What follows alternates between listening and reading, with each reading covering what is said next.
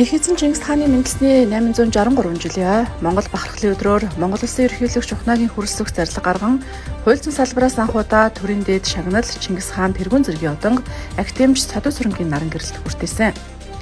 Төрийн дээд Чингис хаан тэргүүн зэргийн одан хүртсэн актемч Содон сүрэнгийн наран гэрэлд хууль зүй дотоод хэргийн салбарын нийт бие бүрэлдэхүүн хүндэтгэл үзүүллээ.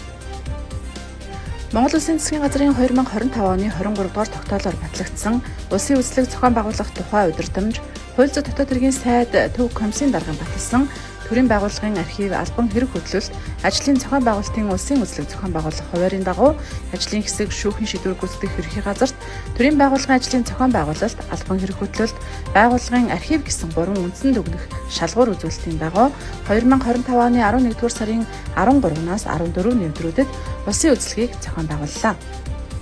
Интерполын ерөнхий ассамблеийн 93 дугаар чуулганд цагдаагийн ерөнхий газрын дарга хошууч генерал Болд, Интерполын үндэсний төв төвчний ажлын албаны дарга цагдаагийн хурандаа баясгалан тэргүүтийн төлөөлөгчид оролцлоо.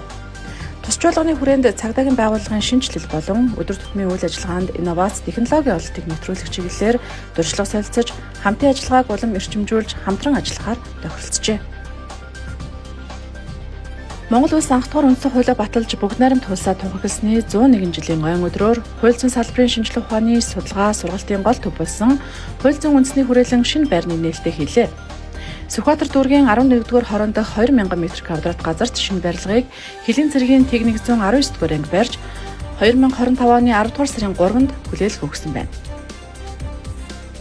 Хүүхдийн эрхийг хамгаалах хохирогч төвтэй хандлагыг төлөвшүүлэх, өмгөөллийн үйлчилгээний чанарыг сайжруулах зорилгоор хууль зүйн тусалцааны төвөөс хүний эрхийн үндэсний комисстай хамтран улсын өмгөөлөгчдөд бэлгийн хүчирхийллийн хохирогч хүүхдэд өмгөөллийн үйлчилгээ үзүүлэх арга зүй сэдвүүд сургалтыг захим танхим хосолсон хэлбэрээр зохион байгууллаа.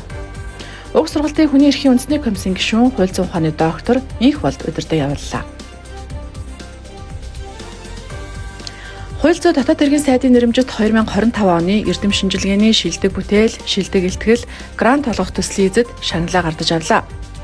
Жил бүр уламжлал болон зохион байгуулагдаж буй тус суралдааныг энэ жил үндсэн хуульч ёс ба эрх зүйн шинжилгээ ухааны хөгжил сэдвийн хүрээнд хууль зүйн дотоод хэргийн яам, хууль зүйн үндэсний хүрээлэн, дотоод хэргийн их сургууль хамтран зохион байгуулсан байна.